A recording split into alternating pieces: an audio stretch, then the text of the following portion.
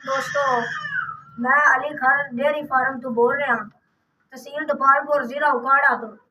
मेरा भरा साढ़े को नीली रावी का एक झोटा खड़ा है।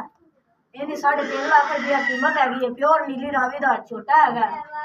भाई तेन असं पढ़ा के विखा देना है। चाचा मुख्तियार है छोटा छोटा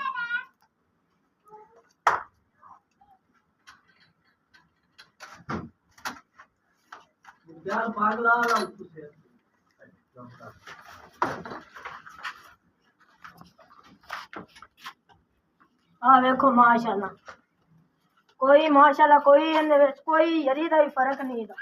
देखो बिल्कुल छोटा प्योर नीली रावी का है। जेड़े मेरे भरा चाहिए होवे ऑन स्क्रीन नंबर है। जेड़े मेरे भरा चाहिए होवे वो कमेंट में सानू मैसेज कर देवे या ऑन स्क्रीन नंबर लिखा हुआ तो कॉल करते साडे कोल आके छोटा खरीद सकते।